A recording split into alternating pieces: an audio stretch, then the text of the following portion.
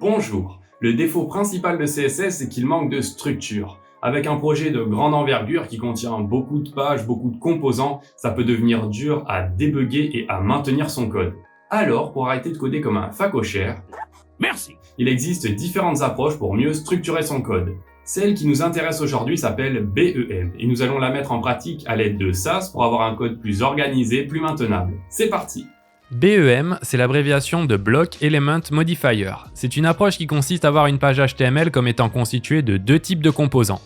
Les blocs, qui sont une entité qui a du sens en tant que telle, comme un menu, un pied de page, un article, une carte, et qui va contenir un ou plusieurs éléments. Les éléments, quant à eux, ils n'ont pas de sens en tant que tels, ils sont toujours rattachés à leur bloc parent. Par exemple, une image, un titre, un bouton. On les écrit par le nom du bloc, __, le nom de l'élément. Puis le modificateur M qui va changer l'apparence ou le comportement d'un bloc ou d'un élément. On l'écrit le nom du bloc ou de l'élément, _, le nom du modificateur.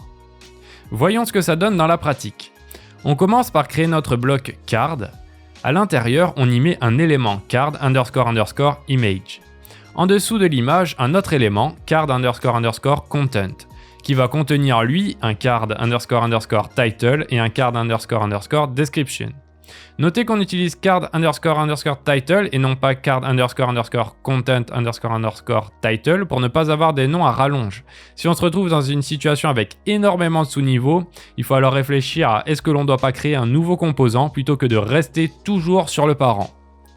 On va dupliquer notre card et lui appliquer le modificateur card __ dark. Très bien, vous connaissez désormais les bases de l'approche BEM pour la structure de vos classes CSS. Maintenant, voyons comment définir les styles CSS en SAS. Pour installer SAS, il vous faudra Node.js. Il est téléchargeable sur nodejs.org. Une fois que vous l'avez, l'installation se fait en une simple ligne de commande npm install -g SAS. On crée notre fichier style.scss qui est celui sur lequel on va travailler. On utilise la commande SAS avec le flag -- watch pour que la génération se fasse à chaque sauvegarde. Puis le fichier source style.scss et le fichier de destination style.css. Fichier que l'on va importer dans notre fichier HTML, mais on ne codera jamais directement dans le fichier CSS. SAS est maintenant prêt à l'emploi, on peut commencer à définir nos styles. Définissons le style de notre body avec une font family, background color, padding, min height, display flex, align item center, justify content center. Ça, c'est la version en pur CSS. Mais si dans notre projet on veut réutiliser cette police, cette couleur, est-ce qu'on va devoir le réécrire à chaque fois? Voyons comment réutiliser des valeurs avec les variables. Pour déclarer une variable, il suffit de mettre un $, le nom de la variable, la valeur. Ça nous donne $font, Poppins, Helvetica, sans sérif, $primary color, le code couleur, $spacing, rem. Et pour les utiliser, on va simplement utiliser font family, $font, background color, $primary color, padding, $spacing. Maintenant, voyons comment organiser son code en fichier avec les imports. Créons un fichier _variable.scss et _card.scss. On utilise underscore pour les fichiers qui ne seront pas compilés. Pour les importer, on utilise @import. Variable sans l'underscore et on fait pareil pour card.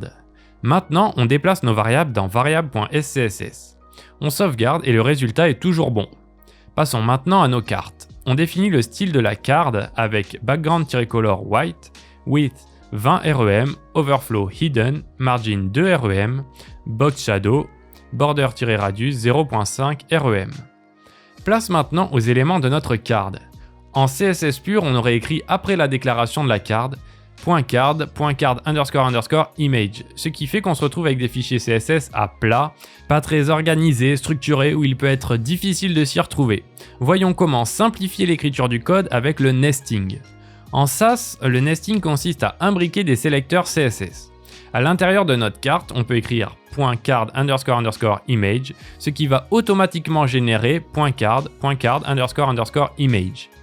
Appliquons dessus le style height 14 rem, background image URL notre image, background-size cover, background-position, center. Quand on regarde le fichier CSS généré, on obtient bien .card __ image. Pour le content, on fait pareil, .card __ content, padding, on utilise la variable $spacing, Sur le titre title, on définit un margin à 0 et on met la couleur à black. Puis sur la description, margin à 0 également et la couleur à une variable $dark-gray que l'on va créer dans variable.scss. Place maintenant au style de notre modificateur dark. On peut utiliser l'alias and ou esperluette qui va reprendre le sélecteur parent auquel on va rajouter --dark et définir dedans background.black. Le CSS généré contient bien .card-dark background black. À l'intérieur de ce modificateur, on va sur card__image changer la background image et sur card__title changer la couleur en blanc. Pour aller encore plus loin, voyons comment créer des fonctions réutilisables avec les mixins. Sur notre body, on a défini displayFlex, align_item_center, justify_content_center, qui sont 3 lignes fréquemment utilisées pour centrer un élément flex. À l'aide de Sass, on peut générer ce code à l'aide de mixin. Pour garder de la structure, on crée le fichier mixin.scss, puis pour déclarer notre fonction, on fait @mixin, le nom du mixin, donc flex-center, et à l'intérieur, on y met nos propriétés displayFlex, align_item_center, justify_content_center. Pour utiliser notre mixin, on l'importe dans notre fichier style. Puis sur la balise body, on fait @include flex-center. Le CSS généré est donc le même. Dans un projet de grande envergure, ça peut faire économiser beaucoup de temps et de visibilité sur notre code. On peut également utiliser des paramètres pour les mixins. Pour les cartes, nous avons utilisé border-radius, mais certaines versions de navigateurs ont besoin du préfixe -webkit ou -moz pour fonctionner. Pour cela, on peut créer un mixin border-radius, entre parenthèses $radius, qui est notre paramètre et l'utiliser dans les déclarations. -webkit, border-radius, -moz, border-radius et border-radius normal. On remplace border-radius par notre mixin sur la carte et on voit que le CSS généré inclut bien les 2 préfixes supplémentaires de la propriété border-radius. C'est tout pour aujourd'hui, j'espère que ça vous aura plu et que vous aurez à cœur d'avoir un code de meilleure qualité. Je vous ai fait une présentation basique de Sass, je vous mets un lien vers la documentation officielle pour que vous puissiez voir les différentes possibilités qui s'offrent à vous. Pensez à vous abonner pour être au courant de la sortie des nouvelles vidéos. Merci, à bientôt, ciao!